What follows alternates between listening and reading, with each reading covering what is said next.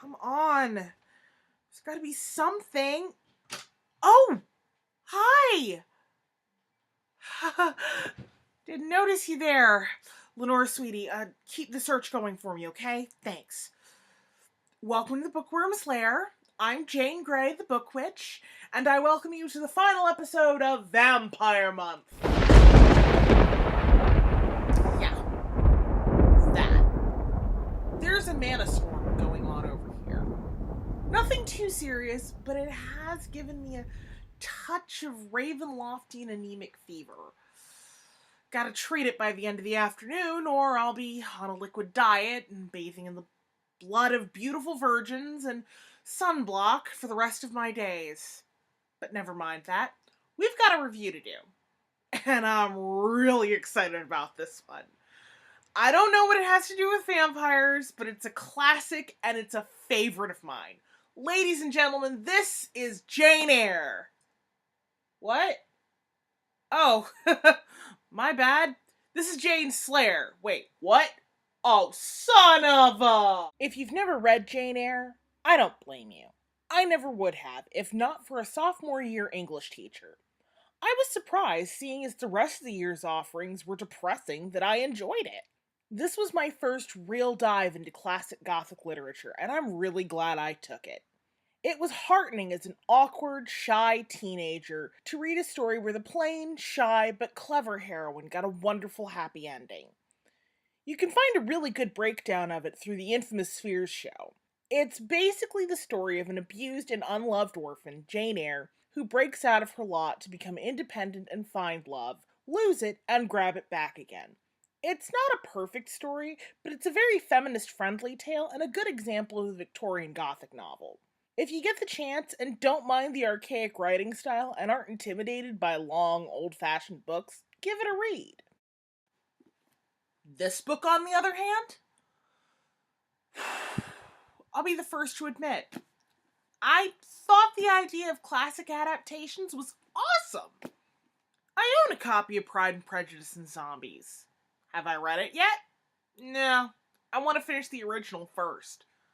Maybe I'll review it here.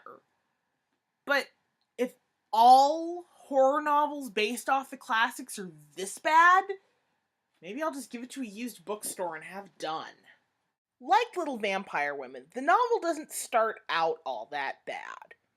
Okay, there's still some issues with adding in the element of Jane's abusive foster family being vampires and changing the name of the butthead schoolmaster from Brocklehurst to Bocorhurst. Really? But it's not that bad. The boarding school is hell on earth, more like a prison than a school, with horrible food, grueling schedules, and punishment for the smallest infraction. Jane manages to make friends in the gentle, virtuous, and sweet Helen Burns, and the good-hearted and just head teacher, Miss Maria Temple. Helen shows Jane how to be a good Christian, as in patient, serene, and forgiving, and then gets heinously ill and dies. Except that the school has a zombie outbreak thanks to Bocorhurst having the brilliant plan to make them all zombie servants instead of a typhus outbreak. So, while Helen gets sick, rather than dying like the miniature saint she is, she becomes a frelling zombie. I'm sorry, but what? No, really, what?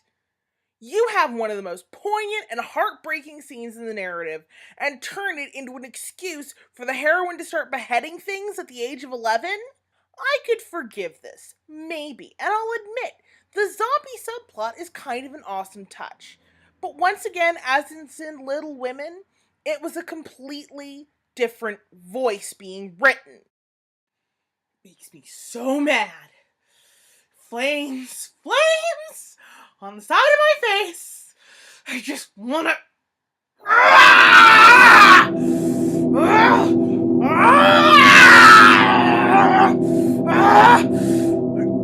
No! No! No! Damn it! I am not going to let this book work me up like this. I am a book witch. I am a companion of the Order of St. Melgazine. I am a scion of House Starweaver. I am stronger than this. By the gods of my grandmothers, I will fight this. I am tougher than a little bitty virus and an irritating case of bad writing.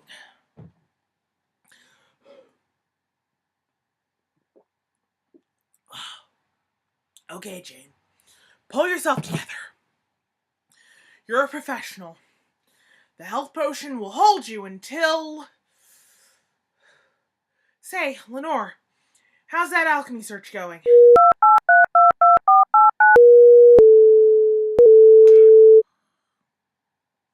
Keep up the good work, Lenore, sweetie. I'll just keep reviewing. The story remains decently true to the original through Act 2, adding the occasional vampire reference to remind us what the story is about. Jane hangs around the school as a teacher after she graduates, and after her beloved mentor marries and leaves the school, she decides to go away and be a governess, obtaining a job at an ancient manor house called Thornfield. The house is gloomy, her ward is the affected bastard daughter of a French opera dancer, and her employer, Mr. Edward Rochester, is almost constantly away from home. Creepy yet? Cliched yet? Oh yes. She finally meets him when he falls off his horse, and she finds herself charmed and besotted by his grouchy bluntness and apparent ugliness. She briefly has a rival for his affections, but he chases that one away himself and professes his love for Jane. They agree to get married, and everything seems to be bright and beautiful until it's revealed at the altar that Mr. Rochester is already married. You see, in Gothic literature, there was a trope of the mad woman in the attic, a literary device that was, sadly, back then, sometimes true to life. If a family member had a mental illness, you could ship them away to a mental institution, which was more like sentencing them to be used as a lab rat and freak show exhibit before a slow, unpleasant death by neglect or bad medicine. Or you could shut them up in the house and pray really hard. Mr. Rochester's first wife is the quintessential madwoman in the attic, promptly trying to kill him when he shows up to prove to the whole world that she's madder than a teaspoonful of fire ants. In this version of the tale, she's insane and dangerous because she's a werewolf. Personally, I think anybody would be a little crazy if they were locked up in the attic and ignored for years on end. But here, the voice in those new scenes is well camouflaged. It almost feels like maybe this was in the original. Talk about your inconsistent writing. It's really confusing. Were the editors not paying attention to the rest of the time? Am I just having my vision poisoned by the fact that I love the original? Either way, the second act of the book is actually pretty brilliant, and the adapted sections feel like they really do belong there. If I hadn't read the book some 30-odd times, I'd never notice. True, the additions of new tropes and scenes make the book longer than the original, which is acknowledged in the author's notes. But then the third act starts up, and...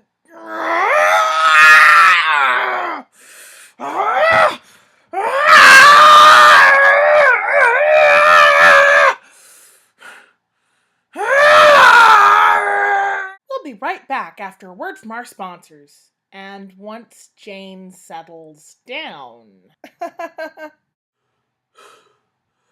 Right. Well, that was embarrassing. I apologize, fair readers. I don't know what came over me. Wait, yes I do. This is the leading edge of the Mana Storm, and things are getting a little tense. I'm just glad I'm only turning into a vampire. One of the cafeteria ladies down here grew tentacles and a parrot beak. Last we saw her, she was trying to eat her own cell phone.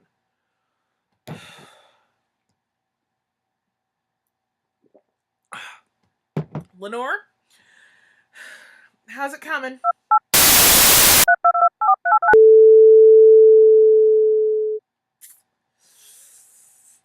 So noted. Sorry, Lenore. I'll leave you to it. Let's keep going. The third act is much longer and more involved. Jane runs away in shock and bruised pride, and winds up finding her real family.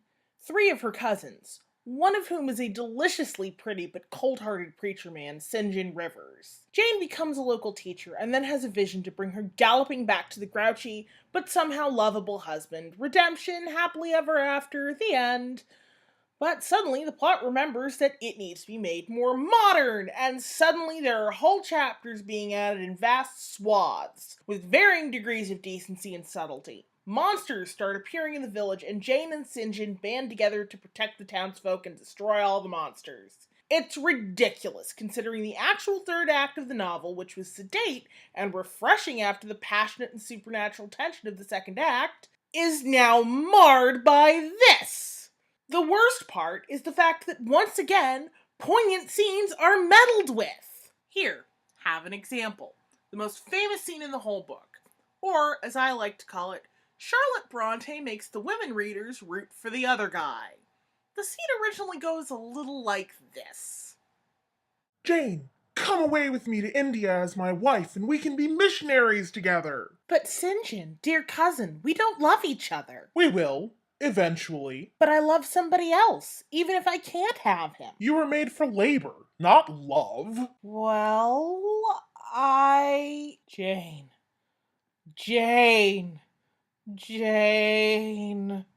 Bite me, father, what a waste. I'm going back to the man who really loves me. But, you were just about to cave in and marry me. You'll be sorry, sinful hussy. Fine, I'm going on my own mission, with blackjack and hookers. In fact, forget the mission. Pretty good, huh? Now, here's how the new version turns out. Jane, my darling, ever since I first saw you all ruffled up after fighting vampires, I knew you were the one for me. Come away and marry me. We'll go away to India and kill more vampires. But we don't love each other. Is it the cousins thing? Because we're like second cousins. Or something. Let me sleep on it. Jane.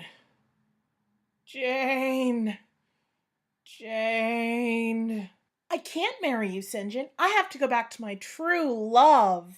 Well, okay. Have a wonderful life, Jane, sweetie. I'll write you. You see? Do you see my problem? The first is painful to read because it makes us angry at the preacher for Jane's sake. The other one's just painful.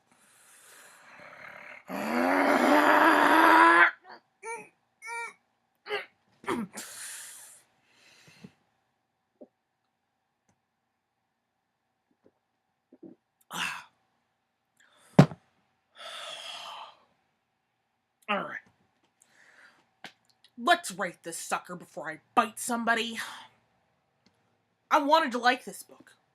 Really, I did. But between the discrepancies in writing and the massive changes to what I feel are vital parts of the story, I just couldn't feel anything but disgust. I'm giving this one... No.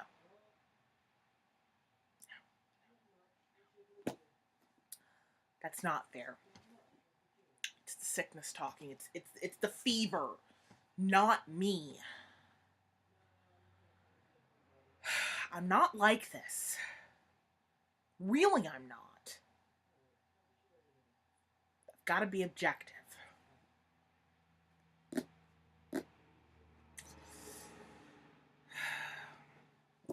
I'll give this one a yellow star. It's not awful. Just not sure it can be recommended to anybody except fans of the whole trend in adapting classic novels to horror. Now, if you'll excuse me, I have to try and cure this crap while there's still time. Until next time, if there is a next time, I'm Jane Grey, wishing you a good book to curl up with.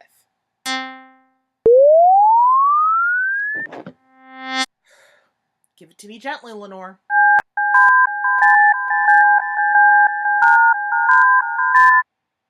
You're kidding. It's that easy.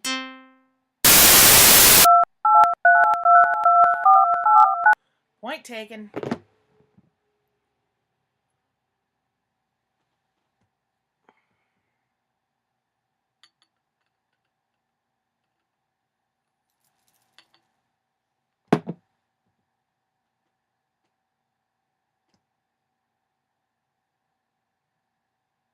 Ugh. Yeah, that looks appetizing. Oh well. Here's mud in your eye. Well,